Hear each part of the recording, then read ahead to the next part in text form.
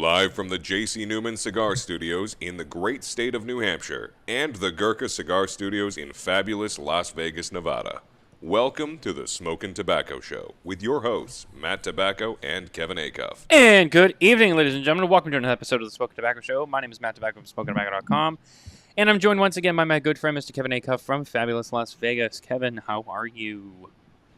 Matthew, I am doing wonderful, buddy. How about you? I'm doing fantastic. It's just another one of those weeks. It's crazy busy. It's exhausting, but we're here. We're here. I swear, I feel like we just did last week's show. Like, I feel like that was 2 days ago. Like, I can't believe it's been a week. I was thinking the same thing as we're getting the studio ready to go today. I was like, wow, it seems like I was just in here. And we're going to be in here, and we're going to be in here again on Saturday night, right? Yeah, we are. And the other thing, too, is I was in here all last night, too, because Carney was at the house. So we were down here in the lounge / studio, just hanging out, crushing bottles of wine. Wow, and you're vertical and made it to work today. I'm impressed. Yeah. So, no, but it was awesome. So, we got to hang out. So I feel like I've been down here a little bit more lately, which is nice. Because I like hanging out down here. So I just wish I had more time to organize. Like, I'm looking around. I'm like, there's it's not messy, but like there's just a lot of stuff around that needs to like find a home or be regifted because I don't need it. So, but I'll get to it eventually. I'll get to it. Yeah, I've got a lot of that too. A little bit of the stuff here is. I know your lounge. It's going to be going to a. You guys know I'm big time into the 4-wheel drive scene, and we have a big event here called Hump and Bump coming up in November, and we're actually going to be a sponsor of the event. So that's kind of neat. So we got some swag and stuff that's going to be heading that way for their raffle. So we cross over into the cigar world and the 4x4 world. It's going to be fun. Yeah, we're going places. I'm gonna give it all up to Kevin. Kevin's getting Smokin Tabacco into the 4-wheel business. So, kind of, sort of. I don't know. Now we got it. Now we got to get a Smokin Tabacco wrap for the Gladiator. That would actually be pretty freaking cool.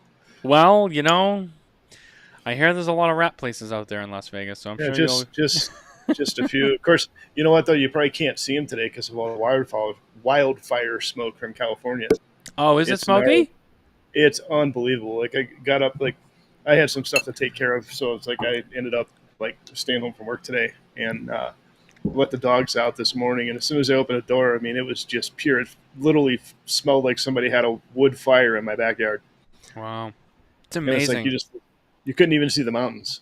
I mean, it's crazy. I feel so sorry for those people. I think it's the bridge fire? I think it is over there. It's taken like a ton of homes, and it's terrible.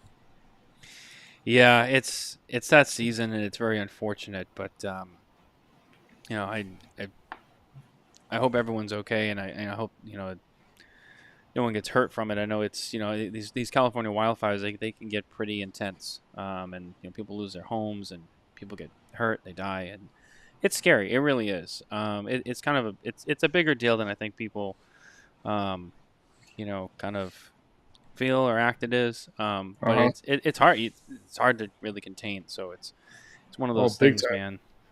I mean, we had a trip planned next weekend to Big Bear, which is kind of like right in the heart of where all this stuff is happening. So it's like I was talking with the guy, the Airbnb that we had rented, and he's like, he helped me get it canceled and refunded and everything. And he's just like, man, I just, hope my cabin is still there. Yeah. So, yeah. Good call. You don't want to be caught in the middle of that. Yeah. Well, no, especially Big Bear. There's one way in and out right now. Yeah. So, and the majority of it's under a mandatory evacuation anyhow. So, I mean, a week definitely makes a difference, but even if it's, a week later, it's still going to be a mess over there. So we're going to Utah instead. Hey, that's a nice pivot. I like that. Mm-hmm. But anyway, guys, we have a guest with us this week, and I don't want to keep him waiting too much longer. I'm very excited about this guest. Something a little bit different than what you're normally used to seeing on the show. That's right. Tonight's a whiskey night. and we decided to bring none other than a master distiller who also has a little bit of a connection into the cigar business by way of Drew Estate. And I think most of you probably know who I'm talking about. He also may or may not know one of the greatest rock bands of all time, because they're fantastic. And so I can't wait to bring him on. It's none other than Mr. Rob Dietrich of Blackened American Whiskey. And here he is. There he is. Rob, what's going on, brother? How's it going? Good to see you, buddy. Good to see you. Good to see you as well. Thanks for the invite. Oh, absolutely, absolutely. You know, like I was saying before, you know, it's really nice to be able to do a show like this and kind of get kind of a different perspective and a different concept that's also very similar to what we normally talk about. But you kind of have a little bit of both going. You know, you have the whiskey and the distilling, a whole thing that we can get into. But you know, you're also kind of foraying into the cigar brand with the Blackened. So a lot of stuff over there that we can get into, and I'm very excited about it. So thank you for being here. This is really cool. Absolutely. It's a pleasure to have you on the show. Before we get too wild into the show, though, I do want to take a moment to hit a couple of our segments and talk about the people that help make this show happen. First and foremost, it's our friends at 2guyscigars.com. That's right, the number 2, guyscigars.com. Head over there today for an amazing selection of cigars and cigar accessories from brands you know and love, and maybe a few that you haven't heard of, but you should definitely check them out, give them a try. You might find something new that you love, only at the number 2, guyscigars.com. Rob, you are our guest. I'm pretty sure we're all smoking one of 2 cigars tonight, but I'll let you go first. What are you smoking with us? I am smoking the Blackened M81. This is the Maduro to the core. I've got the ring. This is the foot ring right here. Very nice. See that? Very nice. That is the first cigar we came out with, and I noticed that you're smoking the S84, the shade to black. Yes. Very good. And Kevin, I didn't quite see what you were smoking. Oh, we also have the yeah, there you go, Maduro, man. And Maduro to the core, and I will say, just right out of the gate, it pairs excellent with the Rye the Lightning. I agree. That was the cigar that I was using when I was playing around. I mean, I was playing around with that blend and the finish on the Rye the Lightning, which is a 95% rye, and then I did a cask finish in a Madeira casks, and then I removed it from Madeira casks and did a rum cask finish. And this was the second version of that. The first version I think came out in 2022. I feel like COVID years were like the accordion of time. Like sometimes years, and you're like, that was only like 2 weeks ago. Yeah. And then it was just so well received. I was able to put together a second batch, and I think this is something we're going to do every year: is release a limited batch of the Rye the Lightning. And I mean, we are Metallica's whiskey brand, so I think we're probably the only whiskey brand on the planet who could get away with calling it Rye the Lightning. And not be too tongue in cheek. I think it's it's kick ass enough to be able to handle that name. Yeah, it is pretty cool. That's a pretty good name. I like that. Ride the Lightning, the shade to black. The wordplay that's been done with some of the products out there. It's cool. It's cool. I mean, it's Metallica. I mean, come on. Right. Why wouldn't you? Yeah. Well, with the M81, that was, that was really a passion kind of born out of COVID. Really, I was already making the whiskey for the brand, for the band, and when we were shut down, I'm out here in Colorado. I was spending a lot of time with James Hetfield, the lead singer for Metallica, up in the mountains, smoking cigars, just talking life, talking our philosophy. We have a lot of different, unique passions that we both enjoy. And cigars was one of them. And I just brought up the idea to him one day. I said, my buddy Jonathan Drew makes cigars down in Nicaragua. He makes killer cigars down in Nicaragua. What do you think about making a cigar? And I think that was 2020 when I first brought that idea up. And took us about 2 years to get this thing, the concept. And he loved the idea, of course. And then I reached out to Jonathan and I said, JD, I already talked to James. James already said yes. So all you got to do is say yes, and then let's let's make this thing happen. So Yeah. I like to embrace the things that I love, the passions I love. I love whiskey. So it was just kind of a natural segue into to learning how to make whiskey. I've been making whiskey for 18 years, and then getting the next passion is cigars. It's just fun because there's nothing better that pairs with a whiskey than a really good cigar. So I agree with you, Kevin. The M81, the Maduro to the core, pairs really well with the Rye the Lightning. Yeah, one of the things, when I pair a cigar with anything, it's like one of the important things is when I consider it a good pairing is they elevate each other. Yes. And it's neat because the sweetness of the rye, which is unusual for me to say sweetness in rye, but the sweetness in the rye elevates the sweetness that you would get out of a Maduro cigar. It makes the cigar just a little bit sweeter. And then kind of the woody notes and everything that you get out of the cigar elevates the whiskey, and it actually ironically knocks some of the sweetness out of the whiskey. And it's boom. I mean, it's almost like you blended it to go with the cigar. Well, what's interesting about that rye, because I like the earthiness and spiciness of a high rye, but by doing the Madeira cask finish and the rum cask finish, that really kind of almost puts that rye in. I call it the bourbon drinker's rye. If you're generally a bourbon drinker, this is a rye that you would love and enjoy. Because you're embracing it 95%, but you're also getting the sweetness from the Madeira and the rum. And I think, once when you take a good whiskey and you kind of coat the inside of your mouth, your tongue, you get that kind of warmth after you've had a couple of sips, and then you're drawing a cigar through it. That's where you're picking up all these unique flavors. And that's where I feel like the pairing of a whiskey and a cigar is through that drawing of the smoke around the flavor that's coating your mouth. Oh, for sure. And then the whiskey itself, it actually has a really unique retrohale.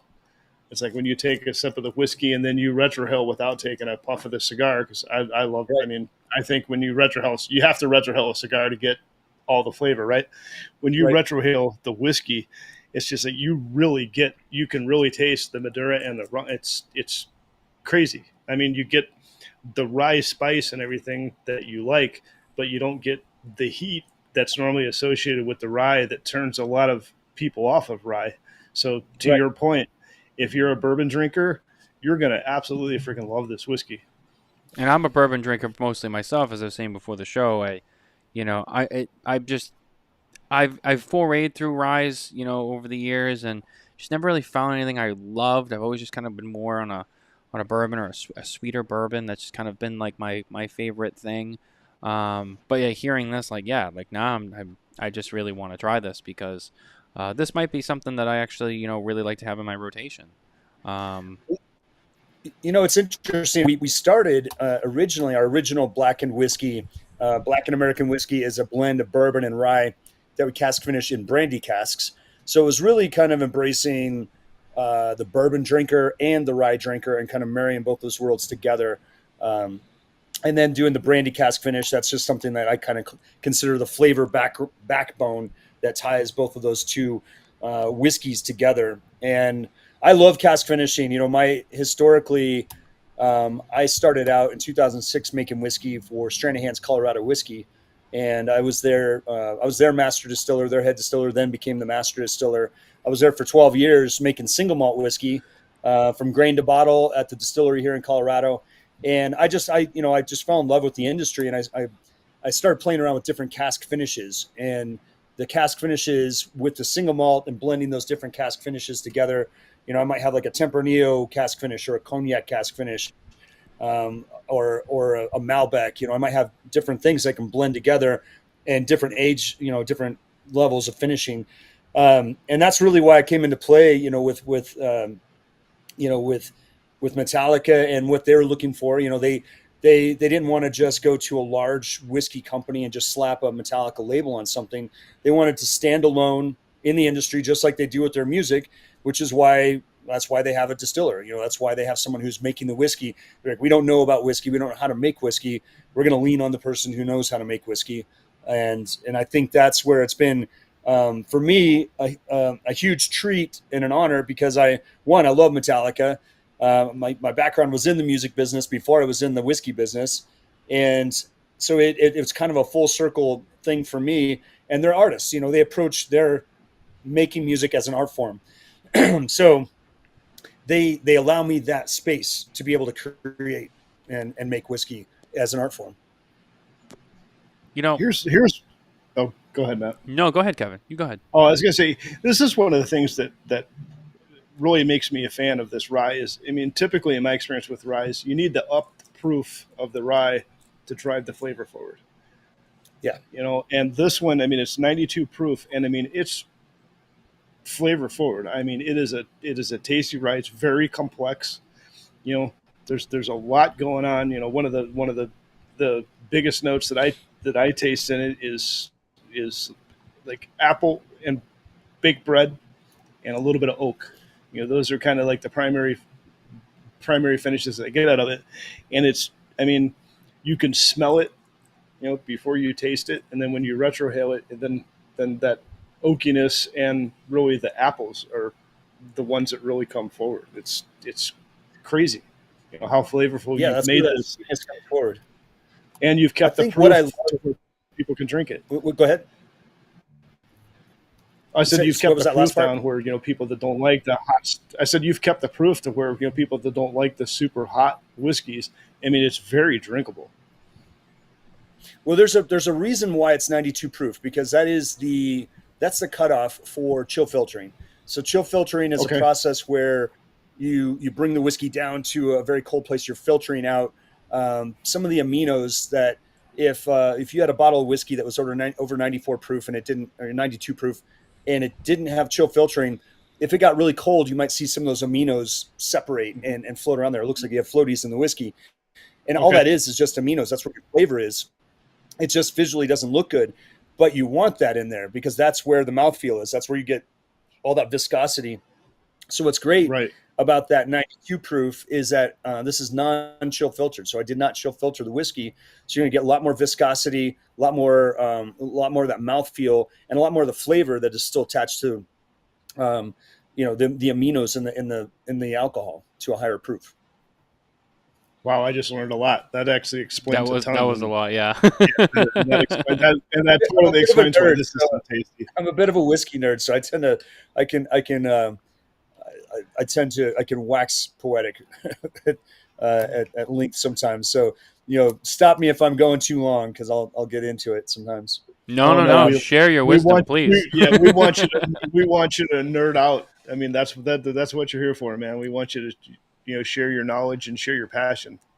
Absolutely. Well, I'll tell you one thing you were talking about, Kevin, and this is something that everyone can do. This is something that's always important. So when I do whiskey tastings, for example, I was on a whiskey panel in Kentucky last week, and we had a room full of 300 people, and we had whiskeys in front of us. And one of the things that I strive not to do when I'm walking people through a whiskey, they've all got the whiskey as well. They're tasting it. I ask them what they're tasting. I can certainly tell them what I'm tasting. I know what the flavor profile is I was looking for. I know, precisely what I was looking for. But what's great about drinking whiskey is that everyone is their own expert. We all are the expert of our own palate. We know what we like. We know what we don't like. And we tend to lean towards that thing. And before we were on, I was talking with Matthew, and he said that his palate had changed over the years, and our palates do change. Our tastes change. We start to learn more about the world. We learn more about the things that we enjoy. And one of the things that's great in the whiskey world, they have this thing called a flavor wheel. So you can, if you're tasting something that's vegetal, but you don't know what it is, there's a bunch of little descriptors in there. It can narrow it down. And you're like, oh, fresh cut grass. That's what it tastes like. Or it's fresh cut hay, or that tastes like tack leather, or, grandma's kitchen, baking bread, chocolate, grandpa's garage, used motor oil and cigar ash. There's always a way to rely on your historic memory, because your olfactory is tied to your memory. You think of, for example, I think of when I smell rose petals, it reminds me of my grandma's bathroom. She had those little rose soaps in there that you don't touch. The fancy ones that The you don't touch. decorative ones. Yeah, you get fancy ones for display only. Do not touch those with threat of bodily harm. So, but I always associate roses with grandma's bathroom. So, it's those kind of things that we all associate with our memory, which means we can unlock our own flavor palette for tasting whiskey. We're already an expert. It's just sometimes having tools to help us identify what it is that we are tasting. You're like, I like this. Okay, why do I like this? What am I tasting? You can boil it down to three things. Maybe it's vegetal, sweet, and astringent. All at the same time. And you kind of then from there you can kind of narrow it down to what under vegetal, what would it taste like? So I think that's where everybody can kind of open up their own learning of how to approach tasting a whiskey or tasting a cigar, for that matter.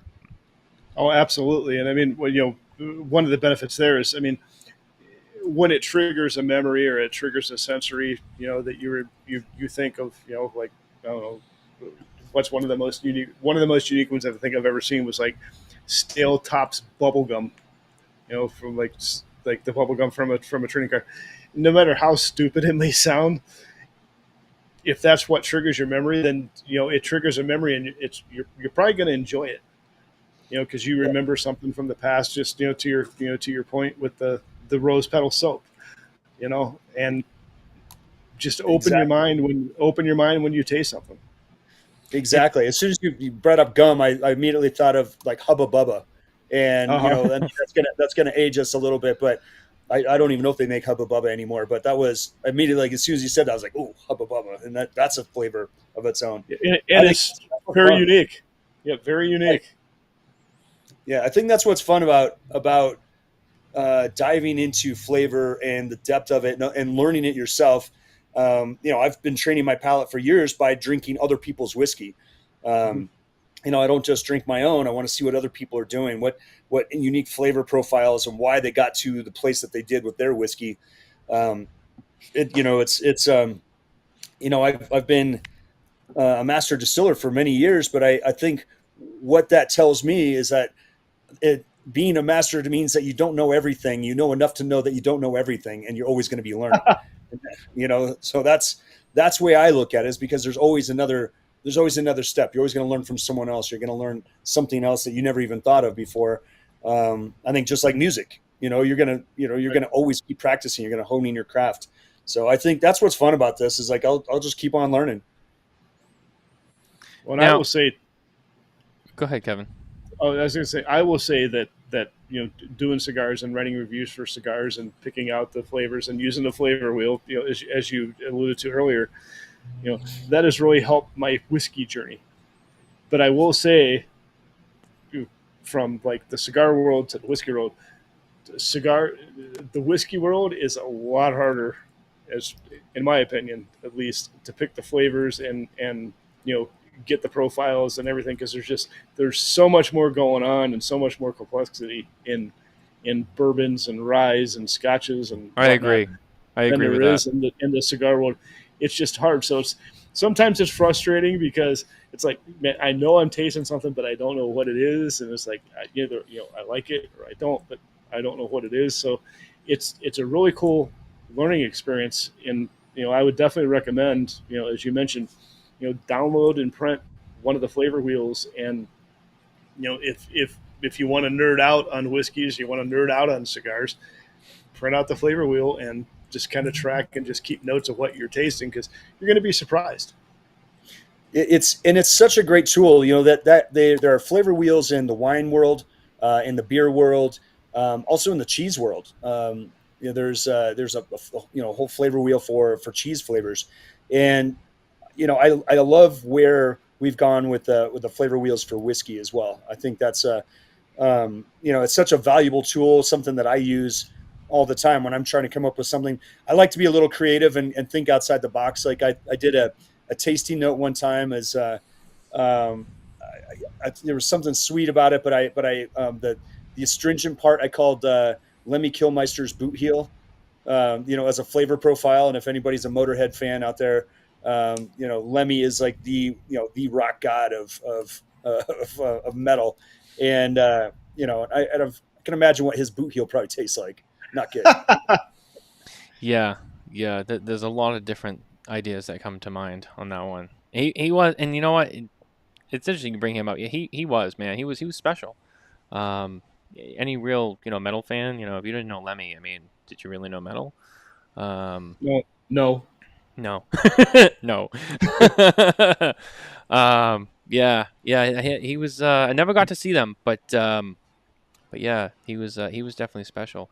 Let's let's take a brief pause for a moment and talk about who we're cutting and lighting with this week. Once again, it's our friends from SD Dupont, featuring the Fluo collection, which Kevin has, and I have the beautiful Gradient collection in the Gradient Line 2, exclusive to SD Dupont retailers. So ask your local retailer who carries SD Dupont for more information today. But these are fantastic. They're beautiful.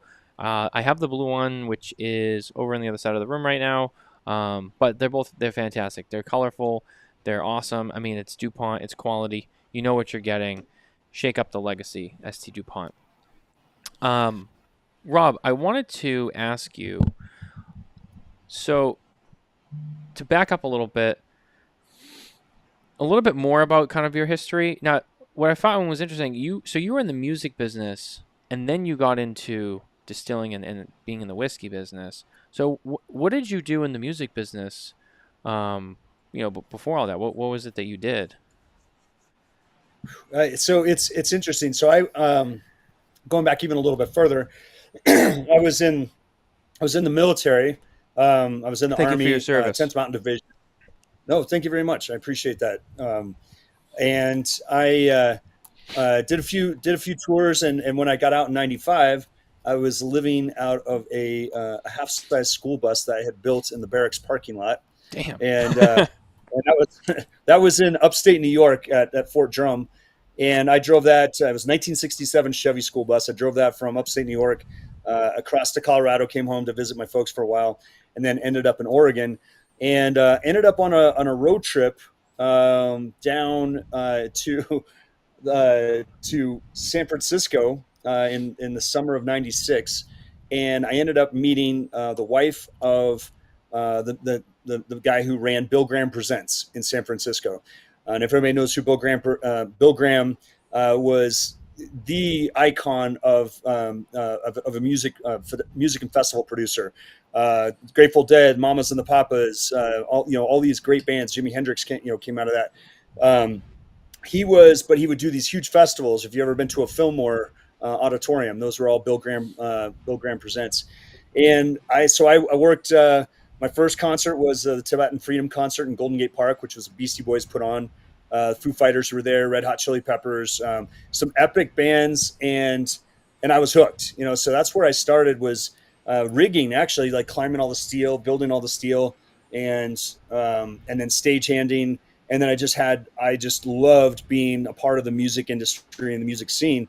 So I did that for about 10 years, and I actually worked with Metallica as a stagehand. They, not on any way that they would remember, but pushing their cases for their show in '96 when they were headlining Lollapalooza, which was an epic show. That was Metallica, Soundgarden, Green Day, and Devo, which was Wow. it was a blast. But years later, full circle, I think kind of mid 2000s, I kind of hit a wall, and I just was. I wanted to get off the road. I did a tour, toured with James Brown for a little while, toured with Lone Star, country band out of Texas, and I just kind of got burned out. And so I happened to meet right place, right time. Met the owner and founder of Stranahan's Colorado Whiskey.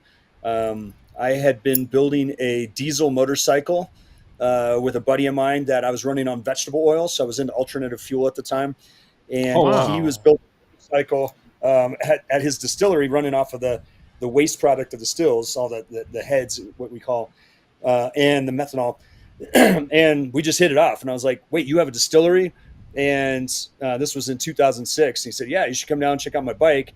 And then I was like, dude, I want to know how to do this. So I convinced him to let me start working there. So working on the bottling line, convinced him to make a third shift in the middle of the night, and started distilling the 1 a.m. to 9 a.m. shift.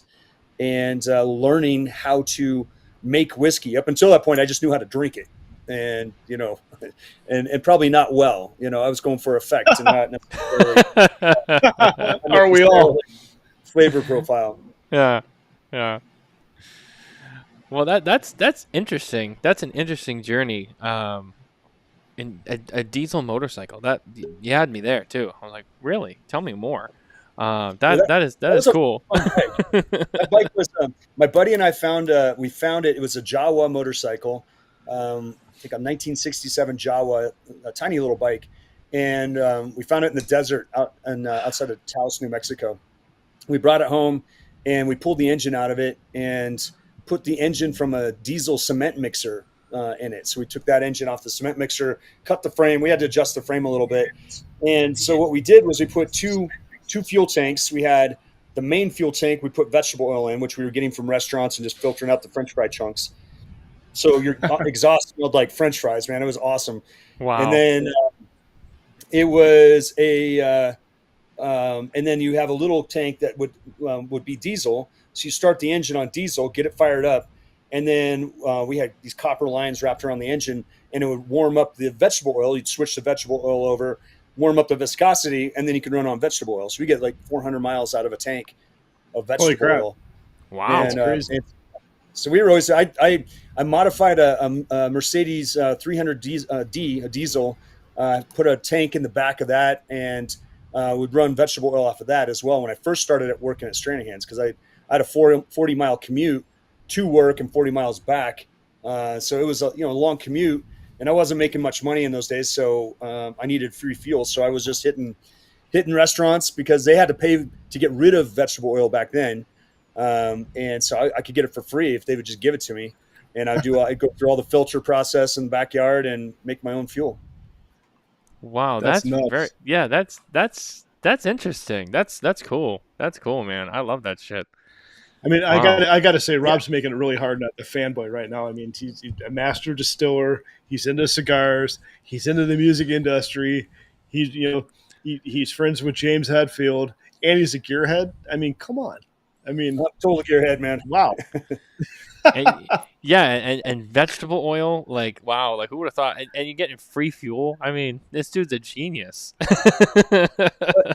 It was more it was out of one of a natural curiosity, because I've always been a gearhead. I've always had machines kicking around in various states of repair or disrepair, and I just always liked tinkering. I always liked getting into the machine. My dad taught me that. He was always working on vehicles, and he taught me how to work on them. In high school, he was he said, look, either get a job that pays you well enough to pay somebody else to work on your cars, or learn how to work on your car, because you're going to have to, eventually, because I always had old shitty cars. And so it was, that's exactly how that kind of started. And I just had a passion for motorcycles, grew up with dirt bikes, doing motocross and that sort of thing. And then, I had my old vehicles, I drove a 53 Chevy Bel Air from Denver to San Francisco and back, 3 on the tree. And that was just stuff like that. I like just seeing if I could push the limits and where we can go with it. And I think that was just a natural segue to kind of end up where I'm at, which I'm just very grateful. I'm grateful for the journey. I'm grateful for the ride and enjoying the ride, I should say. It's like Hunter S. Thompson, buy the ticket, take the ride. Amen to that. Yeah, man. You so far, you're really living life to the fullest. I mean that. I mean you're having a lot of fun. I'm definitely jealous. But in terms of distilling whiskey, I mean that's a craft, man. I mean that's definitely a passion that you have, and it's obviously something that you're good at. Hence why you're here with this, and it's great too. I gotta say I've been picking up some great notes off of this. I can't seem to put the bottle down. I've already filled my glass a couple of times. I've already put a dent in this. Right? I'm sorry? Matthew, you're drinking the original, the Blackened original, or the rye? Nope, the original. Oh, the original, right. Okay. I'm getting honey, vanilla. I mean, this is a really nice whiskey. This is very nice. It's I'm glad you enjoyed it.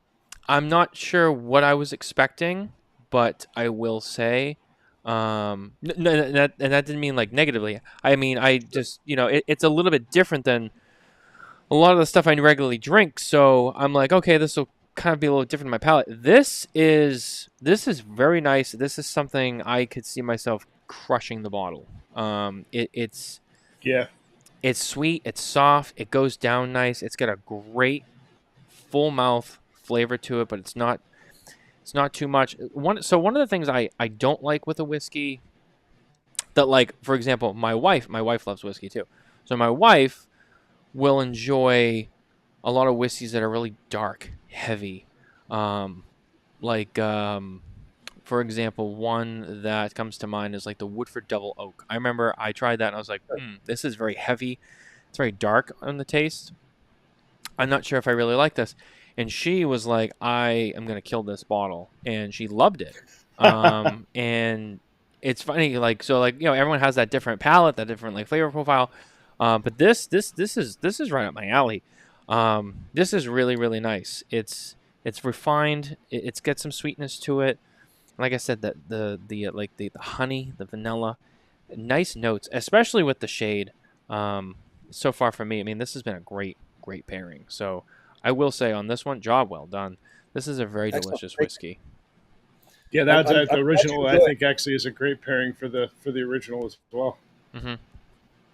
Yeah, I agree. I think well, one, I'm glad you enjoy it, and I appreciate that. It's one of the things that I set out to do is make a whiskey that I like to enjoy. And that's kind of where I kind of based. I might have an idea for something. It's like, okay, well, here's how I'm going to start blending. I might have 30 different whiskeys at different ages and different recipes that I'm putting together, and I'll have kind of a core idea, and then start to take that core idea and like, okay, this is a good base to start from. Now I start to layer in flavor.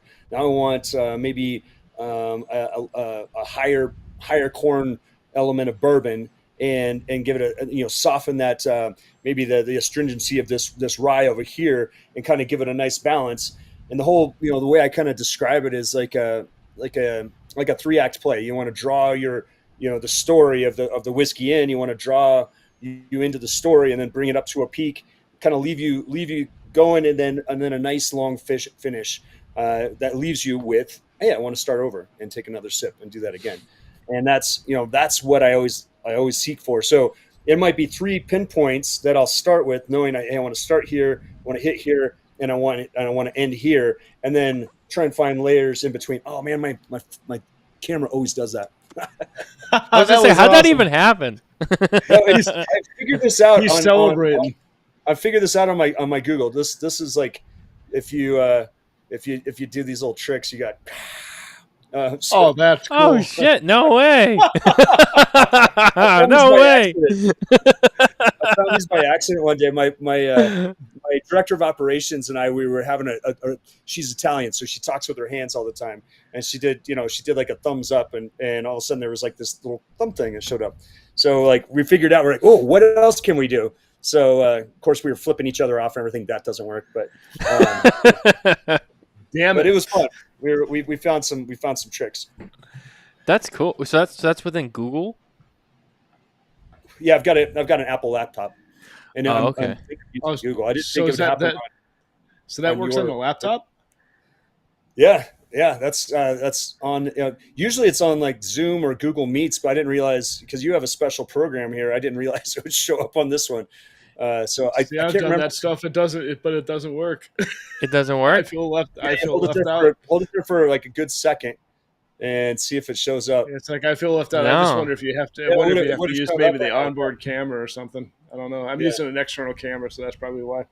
Oh, Me that's too. Exactly. If you're using an external camera, I'm using the camera on the laptop. So yeah, that's why. That makes a lot of sense. Yeah. We have externals, so. Oh, but now that I know, though, when I do use the laptop camera, I am going to take advantage of that. That is absolutely. That's super cool. The devil horn, that was awesome. That was really cool. That was a fun discovery. So, Rob, one of the things it's kind of a two-parter. The first part will kind of lead into the second part, but so the first thing I want to bring up was, so in terms of the distillery, you guys don't have your own distillery. You distill. I'm sorry, you told me before, but where is you actually distill from? So we've actually moved twice. So we originally were at Whistle Pig in Vermont. And then during COVID, we literally moved lock, stock, and barrel to Middle West Distillery in Columbus, Ohio, because we needed to expand our brand. We needed to grow, and they were growing at the pace that we needed to grow at. Great people, great. They make great products, great whiskeys, and we were able to work with them to expand our business. The idea was always to have our own distillery, and COVID kind of derailed that. It's still not off the table. We've been coming back around to that, but I think just like everybody else in the industry, COVID has had this effect back and forth. So it was probably good that we didn't have our own distillery at the time, but now I think we're ready for that and getting to a level where we could start working on. We've looked at distilleries before. We looked at locations before, everywhere from California to Nevada to Kentucky. Of course, being a Colorado boy, I would love if we could make it here in Colorado. But we tend to look all over the place. Very, very interesting. And one of the other things I noticed too was you've also done some collaborations with some people from other distilleries. Like I know you've worked with some people from Willett, Angel's Envy. I know you did something with Wes. You're looking at the portfolio. That's really cool to see too. So you've even expanded on this, and you've worked with some other distillers too, for some special projects. Tell me a little bit more about that. Yeah, that was something that when I was at Stranahan's, I kind of gotten a name for myself with our Snowflake program, which was a limited release. I would only release at the distillery every year, and it was just different cask finishes I would blend together, and people would line up and camp outside. And it was just kind of a natural thing. And people would camp out in the middle of December to buy a couple of bottles of Snowflake. And so we were kind of tossing around the idea like, well, how can we replicate Snowflake? We don't have our own distillery, so we can't really do that type of thing.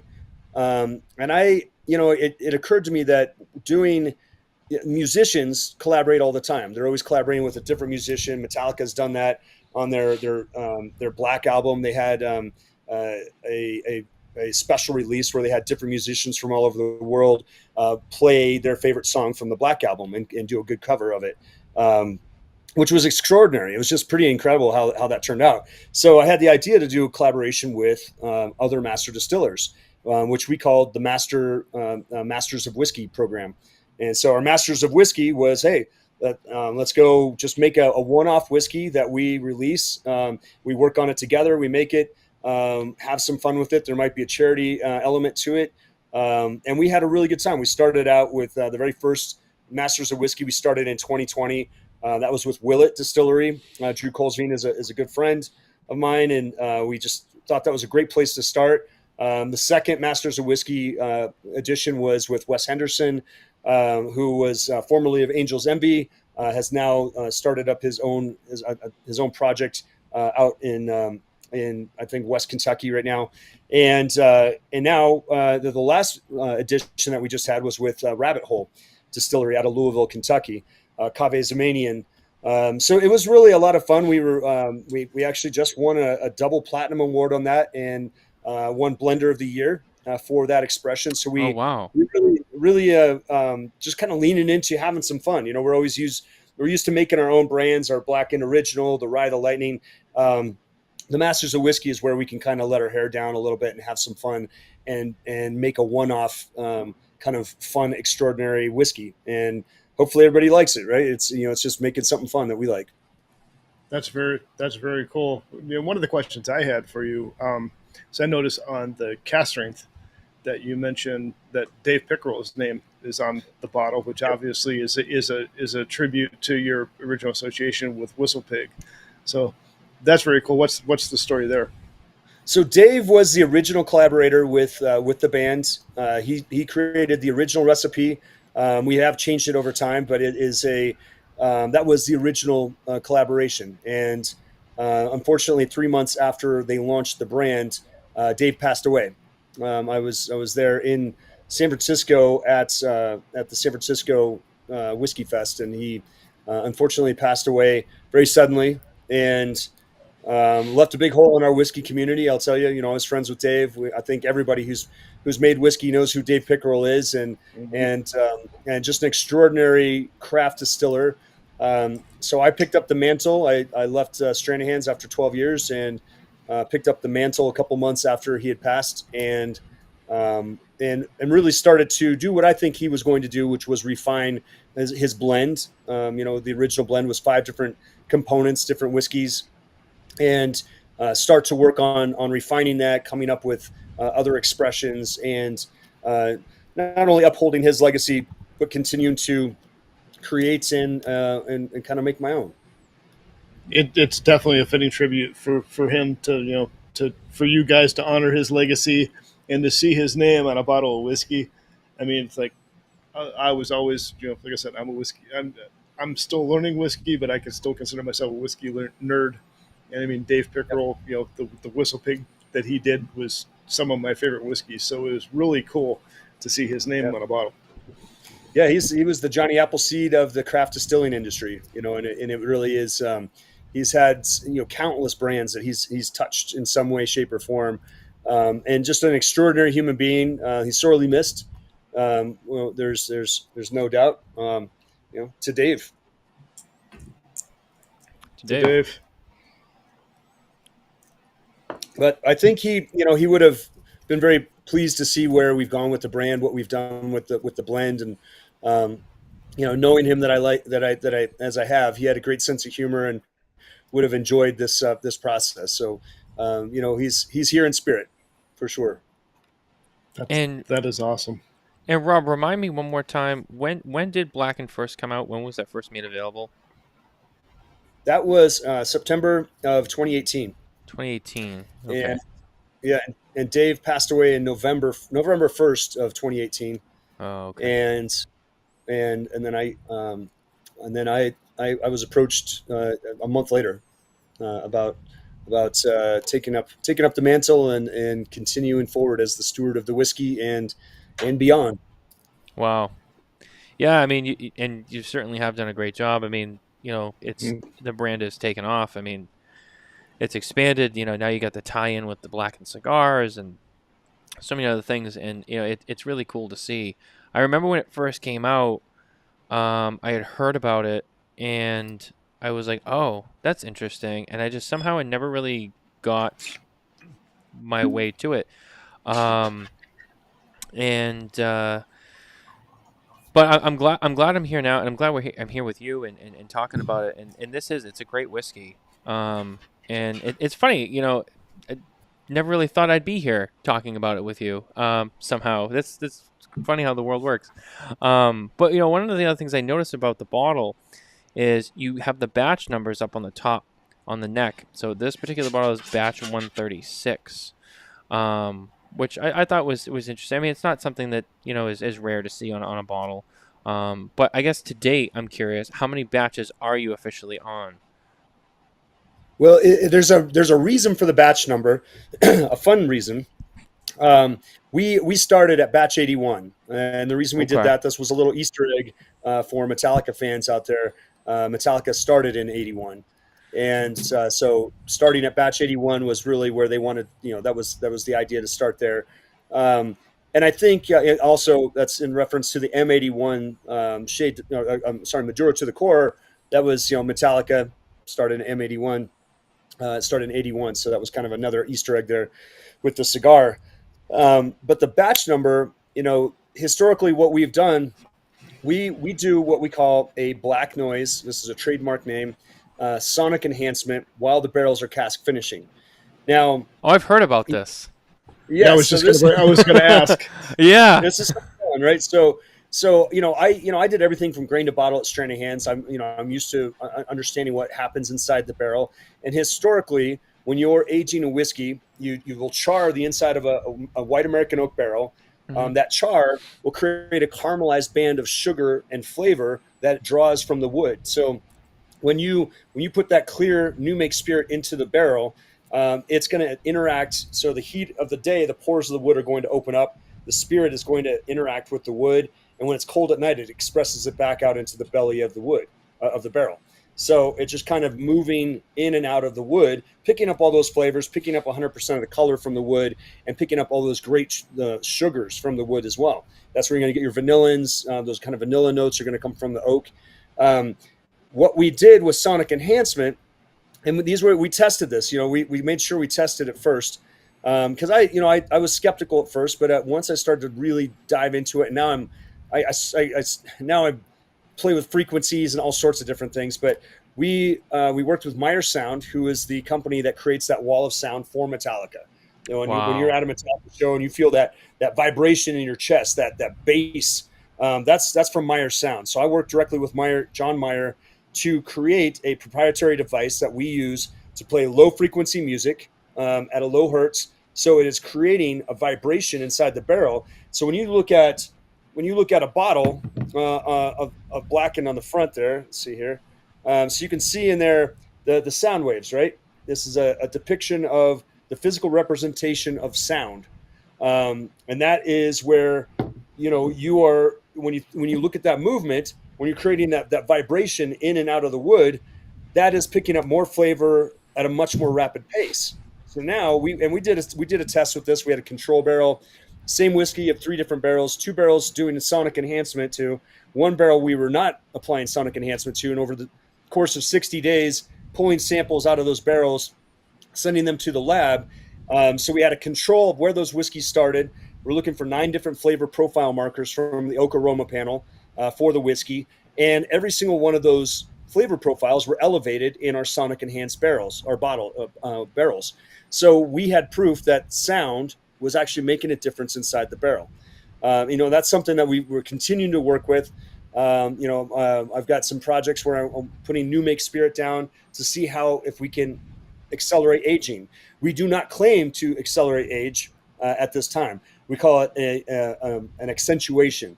So we are accentuating what is already aged, but it's an enhancement. That's what we call it now.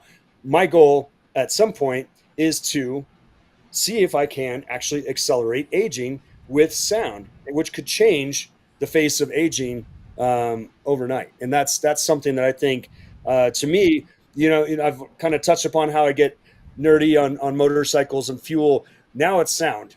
So now I'm playing around with sound and what sound can do. I've got this machine that I got off the internet where I'm fiddling around with different frequencies and playing it through a speaker and messing around specific frequencies that I can actually plug in. And it's a lot of fun. I've learned a lot. That's led me to like some weird places on the internet, for sure. So it's fun to explore. And so those batch numbers, each batch number had a different playlist that the band would it was always Metallica music. You could go on blackandwhiskey.com, look at that batch number, see what playlist. You can download it on Spotify or Apple iTunes and play the playlist that was used to sonically enhance the whiskey you're enjoying. For example, Ride the Lightning was a live, the band in 2012 played Ride the Lightning album, but they played it from the last song to the first song through the whole concert. Mm-hmm. So we played that live album to Ride the Lightning. So a lot of fun, little Easter eggs in there. That's cool. That's even more than I thought it was. Like that's interesting. How unique. Science, man, science. So science and physics actually play a role in the whiskey world. Yeah. That's really cool. That's really cool. Yeah, I had heard someone said like, I remember like when it first came out, and someone had mentioned like casually, like, oh yeah, like they play Metallica music, like when they age the barrels, and I was like, oh, that's interesting. I'm like, it's cool because I like Metallica, but I'm like, that's interesting. But I didn't realize like there's a science behind it. Like that's cool. Yeah, so it's kind of a romantic storyline, but for me, I was like, okay, I want to see if this really works. Before I even came on board, I was like, okay, I want to dig through this, and because when you first hear about it, you're like, all right, that sounds like a gimmick, perhaps, and there's nothing gimmicky about it. That's what I love about it. It's real heart, real science, real passion behind. We worked with the sound engineers. We worked directly with our barrel, with our barrel house, because you have to be careful about how high you stack the barrels because you are creating vibration. So there's things like Right. that you're always looking at. So I think it's a lot of fun to be able to explore and continue to explore, and yet another thing I can nerd out on. That's super cool. I mean, for me, I mean, and it's one of the things. I mean, not to like, I guess, take anything away from it, but if you actually just like put it in simplest terms, if you have music, I mean, people know that music causes vibration, and Right. if you have vibration on the barrels, I mean, it just makes sense that it's going to release some things that may not normally be released, or it's going to accelerate the release of things. So it 100% makes sense if you just take the science out. If you just throw common sense to it, it makes sense that it works. That's Exactly. amazing. Yeah, and I think that's it. I mean, we've all been there. We've all been to a concert where we felt the bass tones, the vibration. Excuse me. That vibration's moving in your chest. You're feeling that in your body. If you can feel that in your body, what's that doing inside of a barrel? That vibration. Uh-huh. We've so it's a lot of fun to continue to explore and to play with. Yeah, I'm curious to see where you lead with or end up with that, because yeah, I like that stuff too, like that science. You know what I mean? Like that's interesting. So yeah, I'm definitely curious to see. Keep plugging away with that, because hopefully you have some groundbreaking discoveries with that. That's Change the definitely game. the idea for sure. Rob, we're gonna take a break from you for 1 second. We're gonna read off our news for the week, and then we'll come right back to you. Very good. Our news this week is brought to you by Micallef Cigars. That's right. Actually, oh, no, you're on here. Let me just pop you off real quick. Our news is once again brought to you by Micallef Cigars, featuring all of the colors of Micallef. Kevin, I know that it's always been black, but now there's blue, now there's red. I haven't smoked that yet. I have them, actually. Let me know. We can discuss off the air. But I may or may not have a bundle of those. Yeah, sorry, where was I going with that? Yeah, Micallef, featuring the black, the blue, and now the red. I'm wondering, I'm hoping that they do all the colors, and they can have a whole spectrum in their color series. That would be really cool. But our news this week is less than exciting, but definitely something that should be mentioned. Yesterday we got the news that Joel Sherman of Nat Sherman has passed away at the age of 85. But for some of you who maybe are not as familiar, maybe you're newer, younger to the business, Nat Sherman was a pretty iconic brand that was around for a very long time, which included the Nat Sherman Townhouse in New York City. Anybody who knows Ferry Otego, Michael Herklotz, that's where he came from. He acquired the trademarks to a lot of their brands, and now offers them through Ferry Otego. A little quick backstory, but yeah, I mean he was the son of Nat Sherman, the founder. He had worked in the business for when he was younger, really young, and kind of worked his way up, and then he kind of left the business, the family business for a while, and then when his father passed away, he came back and took control of the company, they were around a long time. I used to enjoy a lot of the old Nat Sherman cigars myself. I remember when I found out, and this was kind of before we even knew what Michael's plans were. I just remember, like, yeah, Nat Sherman, like, that's it. They're closing up, and I just remember going to the cigar shops and looking for, and it was during COVID, so it was still like a weird time, and with stores and inventories and stuff like that. I remember going to shops and they had timeless bundles and boxes, like on the clearance table, and I'm like, that's it, like, you're just gonna blow it out now? But I was like, hey, I'm not gonna complain. I was getting bundles of Timeless Supreme for like $80. Yeah, I was like, yeah, dude, I friggin' bought several. Because I'm like, I love this. So I was buying them. I still have some.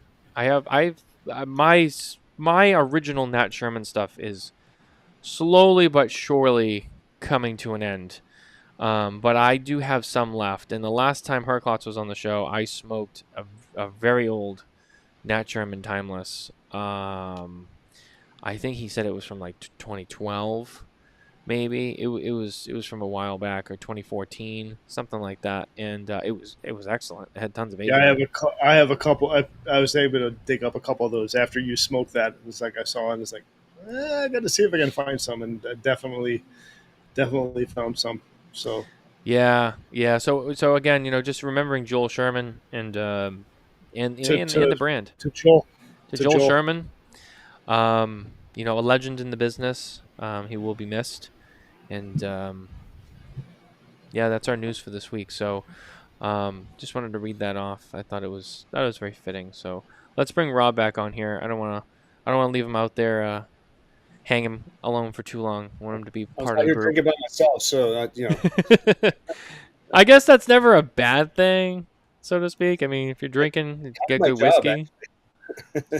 I could just imagine, like cigar makers, I like real makers like down in the factory. Like I know kind of like how they are. I mean, it's not that they're sitting around all day. They're definitely active and they're doing a lot of different things. But most of their day is hanging around in the factory, just smoking cigar after cigar after cigar. And a lot of times I feel like it's not just off the assembly line. It's blends and stuff they're trying and tasting and testing and stuff like that.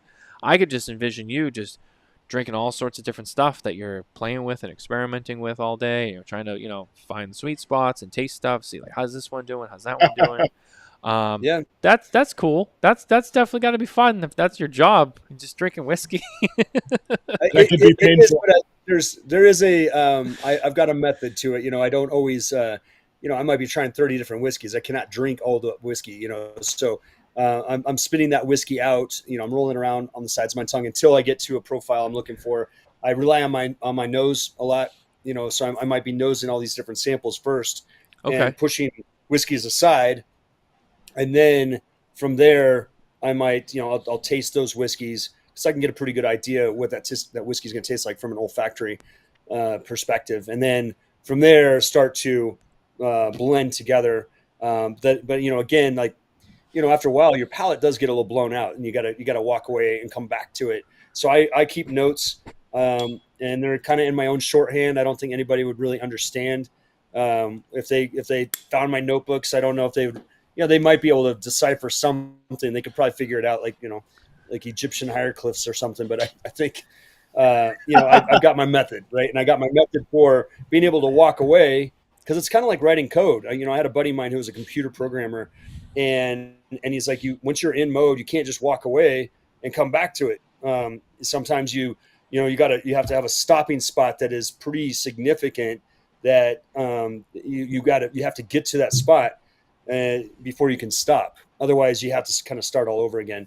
So it's a complex thing that I've kind of made into my own little language. I think, at least for me. I know everybody has their own approach and how they blend and what they do. So it's a lot of fun. I enjoy it, but I take it pretty seriously. So it's not just drinking all day. I don't think I would be alive if I did that, but I do have a method to the madness. Now, how many people get? Sorry, Matt. Go ahead. You go first. I was going to say, how many people get to go to work every day and enjoy what they do? I couldn't agree with you more, and that's the fun part is creating the blends, and then once it's we've got a great team that I work with who are helping. We're all working on the packaging and the bottling and the infrastructure and the sales. It's not just me. We've got a great crew of people that I work with that handle so many aspects of this to be able to get it into your hands and into your glass. So I'm very grateful that I have a good team to work with, and I think that's part of the key is and then. Then I get to go tour with Metallica doing whiskey tasting. So every once in a while I have to take a step back and go, wow, what's my life right now? And just enjoy the moment. Yeah. It's like pinch. Yeah. It's pretty fun. And I'm very, it's an honor for me to be able to do what I do and who I get to do it with. And it's pretty humbling at the same time. So I love doing what I do, and I'm just glad somebody's paying me to do it. Hey, you can't ask for anything better than that. I mean, like Kevin said, how many people could say they love what they do, and it's a very good point. Do I love what I do? I don't know if love is the word I would use, but I mean, I don't hate it per se, But when you go and you do something where you're just like, I don't want to leave, I think you got something there, And Yeah. that is, and you know what? You do your best work that way because you're all in on it. It's what you love. It's a part of you. So that's where the passion really shows. And the family's growing. We started with the original whiskey, then creating the other expressions. I've got other things I'm working on. Working with other great distillers, getting to collaborate with my fellow whiskey community has been extraordinary. And I think I didn't show you guys this before, but the getting to growing the family. We've got the let's see which way I'm going here. There we go. Blackened M81, with Drew Estate. Got to do that with myself, James Hetfield and John Drew. And that was just such an extraordinary experience to be able to do that and then evolve that into the next level, which was the S84 shade to black. It's just we're keep adding to the family, and there's always going to be more. There's always going to be, we have to keep creating, right? Just like Metallica released a new album, which is killer, by the way. I don't know if any of you have listened to the 72 Seasons album, but just mind blowing. They're really kind of leaning into their early stuff, like their Kill 'Em All kind of era. For having been around for 40 plus years, they're still just metal as hell. So it's so good. They're still the rocking. first time I saw those guys live was in the 1996 Monsters of Rock tour. Ooh, that would have been a great one. That was like AC/DC. Van Halen. Right. Damn. Yeah, I was not unreal. It was Metallica, AC/DC, Van Halen, Bon Jovi. I mean, it was insane. I mean, what an amazing concert that was. That would have been incredible. I was raised Jehovah's Witness, so it was a pretty strict household. So I was not allowed to attend that one, and it was like 5 hours away from where I grew up. So it was I'm no longer in that realm of religion anymore. But that was I wanted to go so bad. All my buddies were going. I was trying to figure out how to sneak out of the house for a weekend as a young teen, and literally go to Denver and go to this thing, and just could not pull it off. Unfortunately, it was a multi-day show, so definitely, it was not just one night. It was a weekend concert. That's one of the most, like, as far as rock concerts that'll impact me forever as a metal fan. That was it. Yeah, I mean it's and what an incredible lineup. I went to Power Trip last year, and Metallica headlined that, but they had Guns N' Roses, Judas Priest, Iron Maiden, AC/DC. I had never seen AC/DC live, so I finally got to check that off the list, which was incredible. What a treat to get to see them live. It just I don't know. It's just there's a whole world of music out there that's affected all of us, right? And now we've got imbibements that we can enjoy with it as well. So I love the full circle effect.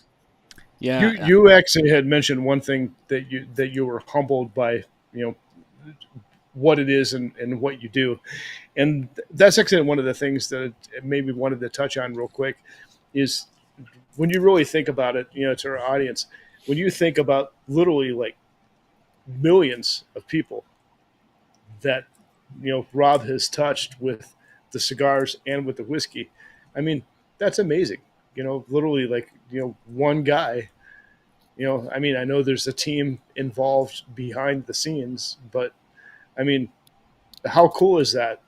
To be able to say, hey, I'm involved in in the game plan, the general game plan, and the team that has literally touched millions of lives. I mean, how many people can say that? Brightens people's day. It's crazy. Sometimes every once in a while I'll take that step back and just look at that and just kind of be blown away by it. And and that is the humbling experience, I think, is like, wow, I'm having a blast. I'm doing what I want to do, and people are enjoying it. And I think that's that just extends my family right there, into with people that I can sit down and have a drink with and have a cigar with and connect on just about anything. So I think I'm pretty blessed in that sense. I certainly am. Yeah, you're having a great time. You're doing a great job doing it. I have to say, congrats on everything that you Yeah. guys have done. It's I know it looks easy, but I know it's not. And it's been awesome to have the opportunity to sit down and talk with you and hear some of your stories and hear more about kind of like just the science, that goes into so many different aspects of what you do. And I find it very fascinating myself. I've Mm-hmm. just been absorbing this, and it's very cool. And again, whiskey is something I enjoy very much. So to be able to have that conversation with you and to ask questions and it's very cool and very and very informative too. And I learned a lot. Trying to retain that and remember it all too. So I'll have to go back and watch this show. But yeah, it's a lot of really really cool stuff that's been brought out. And one of the things that I've always wanted to do is visit some whiskey distilleries too and see that process firsthand, because I've been to cigar factories, so I've seen that magic. And now it's like I want to go to we've talked about going to the Bourbon Trail or going around to some of these other distilleries when we're traveling around the country and whatnot. And I look forward to that someday. And I bet it's probably an awesome experience. For you, you're in there every day, so it's a little different. But yeah, it really is. It's something cool. It's something special. Just like cigars and tobacco. It's Mm-hmm. you mentioned grain to bottle. A lot of times we use the term seed to smoke. Right. So it's very similar. And so I totally understand where you're going with that, and it makes a lot of sense. Just like we always talk about how many people touch a cigar or the tobacco before you buy it and you cut it and light it. It's the same thing with the whiskey, between the people growing the grains and farming the grains, and then they process it, and then it gets cooked and distilled, and then it gets aged and gets put in the barrels, and then it comes out. And it's the same thing. There's so many different steps, and I know you have your hand all over those too. Just like you mentioned, from grain to bottle and everything in between. It's a lot of work, man. I'll give you that. It's a lot of work. So really, hats off to you. Well, thank Here, you for that. wait, I appreciate to that. Rob. Cheers. Thank you. Yeah, to Rob, cheers. Yeah, keep making some great whiskey. Well, thank you for that. And it is interesting how you can take, really you can, like, for example, if I just described single malt whiskey that I was making, you've got malted barley, water, yeast, and time in the barrel. That's you could just if you just broke it down into just those four, but it's the type of yeast, it's how long you sparge across the barley, how much extracting of the fermentable sugars, how long you ferment for, what grains you're putting together. Then you're distilling. How many times do you distill? Do you distill 4 times? You distill with a pot still, and then you distill with a column still. You could do it. There's 1,000. There's 10,000 different ways you could do it. And then you're aging. So everywhere is different. Everywhere has different water. Everyone has different access to grains.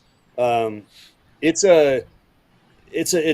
extraordinary how complex it actually can get, and how you can be overwhelmed by the enormity of it, but at the same time creating a process and fine tuning it is where you can, at the end of the day, come up with an extraordinary outcome.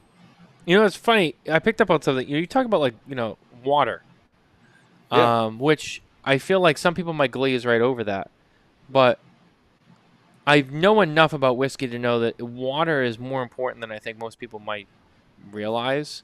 And Without it's a funny. doubt. And it's funny that you mentioned that, because I remember reading about some of the distilleries in Kentucky, and some of them are near. Probably the answer to this. So if I'm wrong, please correct me. But I know some of them are along is it the Limestone River? Yeah, so they're getting water that runs across the limestone that's picking up all the mineral flavor and content. Yeah. So you're getting a flavor profile. For example, the water that we used in Colorado is coming off the Rocky Mountains. It's all snowmelt that has filtered its way down through granite and all the different elements that are in the Rocky Mountains. So every water is going to be different. You think about distillation, just the word. Like when someone uses it in a sentence, like, "Hey, let's distill this project down to its nuts and bolts." Right?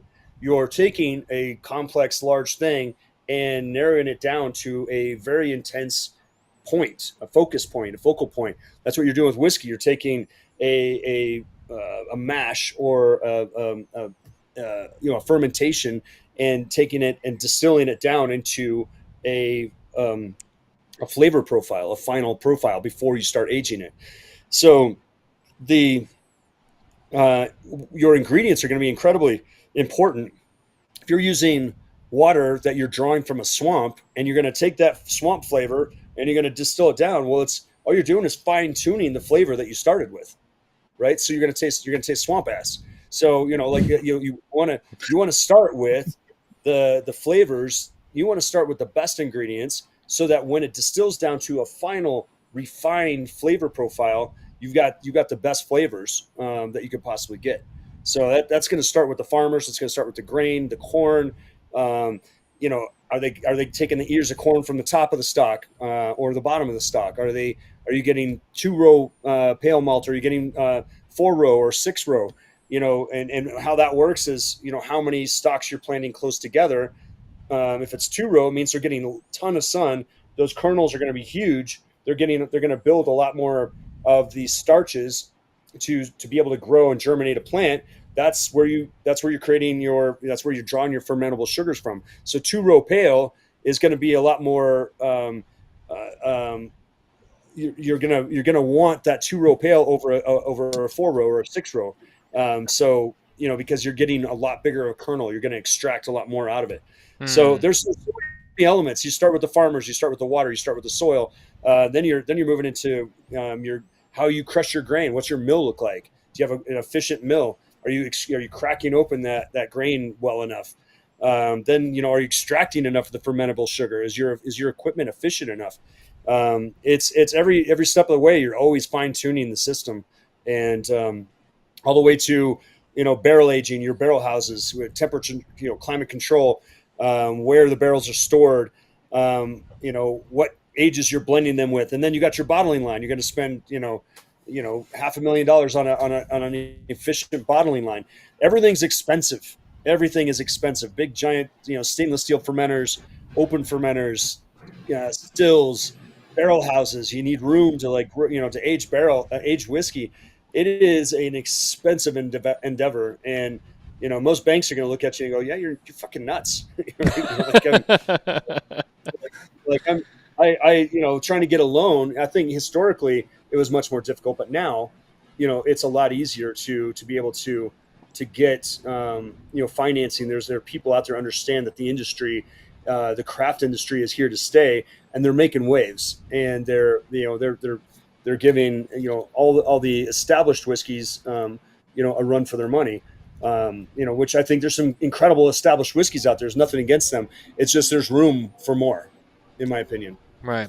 No, that was actually really interesting to hear you talk about the higher the corn that grows higher on the plant versus lower on the plant, where you have the parallels with the tobacco world, where you have the Ligero, the Viso, and the Seco. So very true. That's actually really interesting that there's a real parallel there. Without a doubt, we're still growing things in the earth that we are extracting. We want the best. When you think about pulling the leaves off the top of the plant instead of the bottom of the plant for rolling, rolling tobacco, those are all decisions that master blender tobacconists are making. They're making those decisions, which is fascinating to me. I'm always fascinated by that. Everybody's process. I love. I've been down to Esteli with JD and just seeing that process and the fermentation and how it's not dissimilar to the whiskey world at all. It takes time to make a good product. It takes a lot of people. Now, and see when you look at the parallels, now it makes sense that they pair well together. Yeah. Come on, it just makes sense. Without a doubt. It absolutely. Two high-end products that you can marry together. I have to say that for this pairing right here is phenomenal. I mean, it's delicious. I mean, the shade with the blackened. I mean, it's Mm-hmm. get out of town, dude. This is fantastic. Like, seriously, I'm not just saying that because you're here, but like, I'm really really enjoying this. I've been going through this Awesome. whiskey. I've gone through several glasses. I'm definitely feeling it, but I needed it today. You're here. I'm feeling it too. It's There's like, a lot of excuses. I need this. I need to stop, or I'm not going to be able to go to work tomorrow. Dude, it's good. No, really, it is that good, man. I'm gonna have to take it. I'm gonna have to fill up my glass a little bit before I go upstairs and have one more glass before I get into bed because like this is good. But even the cigar too. I mean, I'm getting like notes off of here that complement it so well now, and like I swear I just tasted chocolate cake from that between that last sip and the last puff. I don't know where that came from, but I'm like, wow, there's something going on here. It is good. So whatever you guys are doing there, just keep doing it because it works. It really does. But well, with that S84, it's the same filler, same binder as the M81, but we just went with a lighter wrapper on that one. So you've got we did a Connecticut shade on the wrapper, so you're going to get a little bit lighter pull. That triple Maduro, you're getting you've got the Mexican San Andreas wrapper, so you got the Pennsylvania broadleaf for the filler. You got the Connecticut broadleaf for the binder on the M81, and then for the S84, now we're adding that Connecticut shade as a wrapper. So you're going to get a little lighter, but you're getting all those chocolate notes from the filler and the binder, those Maduro notes. So I think you're kind of, as James as Hetfield calls it, the S84 is his breakfast smoke. That's his breakfast cigar, and then the M81 is during the day, and that's dinner, dinner, so to speak. So I mean, all the guys at Drew Estate, they're always hitting their session cigars at S84, and then kind of end of the evening M81, which is why this evening that's why I went with the M81 because it's I kind of ended my day with it. So absolutely. So Rob, cigars. I mean, you blend this whiskey, so I've got to ask, am I nuts? I'm getting like with the whiskey and the cigar, I'm getting almost like a creme brulee. Like I can taste like the burnt sugar, and I can taste the sweetness of the creme brulee. And it's freaking amazing. You think about the creaminess of like you got the pudding in a creme brulee, but the when you're crisping the top of the creme brulee that you're breaking through, that's sugar, right? So you think about the caramelized band of sugar in a barrel. That caramelized band of sugar is just like what you're doing with your caramelizing sugar on top of a creme brulee. So you are picking up some, that's a good flavor profile that you're picking up there. That's awesome. I mean, like this combo is just, I mean, it's literally amazing. I mean, I've liked this cigar to begin with. This whiskey makes the cigar taste even better. Oh, that's fantastic, man. I agree. I'm right there with you. I love being able to taste them together, and that's the fact that they complement each other so well was an added bonus. If you're not a cigar enthusiast, you're just like your whiskey, you're going to get a great whiskey. If you love cigars and you love whiskey, then you're going to get the best of both worlds. Yeah, I agree. And I'm going to have to try that pairing myself. Because I have the Maduros. I have them too. I grabbed the shade tonight because I just figured, well, I'm kind of in the mood. But I'm going to have to get the rye and then try that pairing because now I'm very, very intrigued. But Rob, we are running towards the end of the show. We are running out of time. Unfortunately, all good things must come to an end. So once again, I do want to thank you for being here with us tonight.